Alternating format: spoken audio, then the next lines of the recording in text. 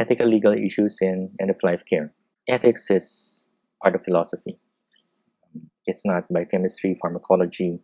It's not one of the clinical sciences like cardiology, nephrology, palliative care. And so it would feel different. But it's very, very important, especially when we're already practicing healthcare workers. In ethics, we ask these questions. What is good? What is right? What is bad? What is wrong?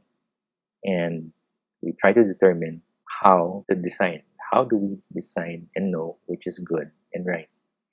We will be dealing with biomedical ethics, which is part of applied ethics. So it's the application of your more basic ethics to real world situations in biomedicine, the things that we will encounter after we graduate and start doing our jobs. Law is different from ethics, although it's related. It's related but different. In law, we're not concerned about what's good or right or bad or wrong, but we're concerned about laws or certain set of rules that would make people in groups act in a decent manner so that a country or a society will run smoothly. They're very much related, of course, since we would want people to act in a good or right manner.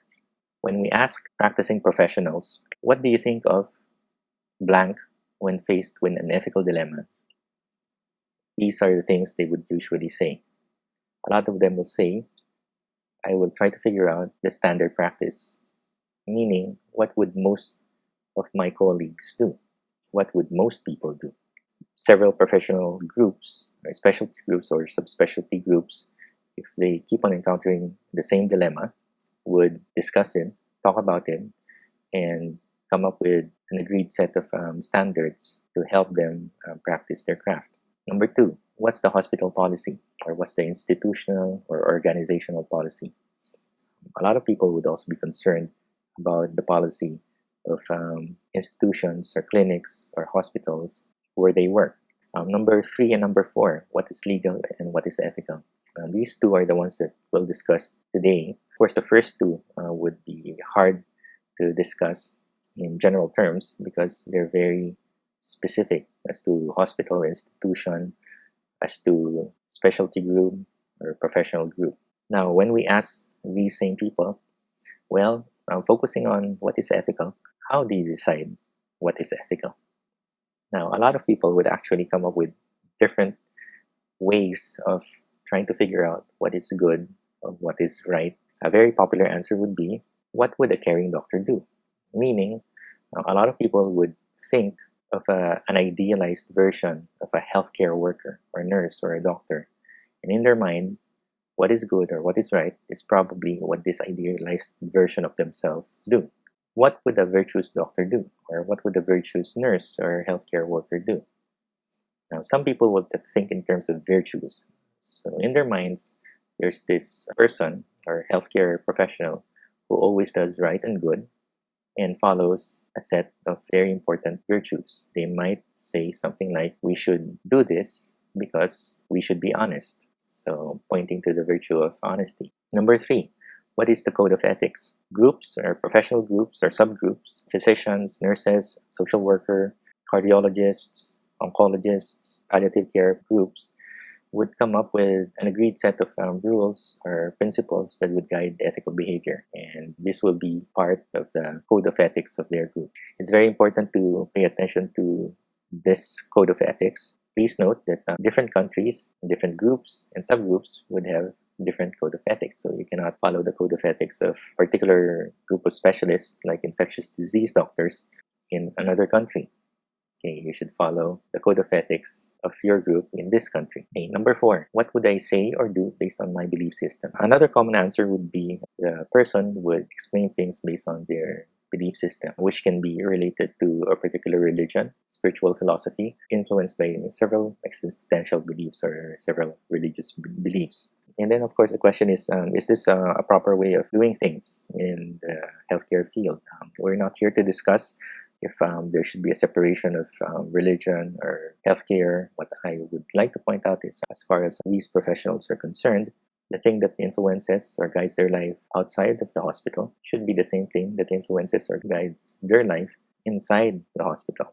Number 5, what medical ethics approaches can I use? This is the one that we'll focus on, and this will use very, very common ethical topics, principles that you've been exposed to in your earlier years.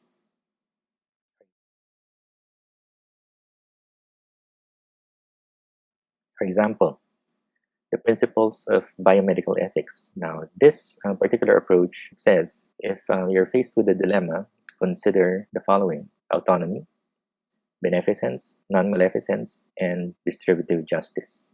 The Hippocratic Oath, which has influenced other oaths like the nursing oath, the physician's oath, and such, would have portions like these: I will prescribe regimens for the good of my patients and so, and never do harm to anyone. The second one says, enter only for the good. And then it goes, keeping myself far from all intentional wrongdoing. So as you can see, very, very ancient old documents that were used to guide healers point to doing good and not harming the people who need help.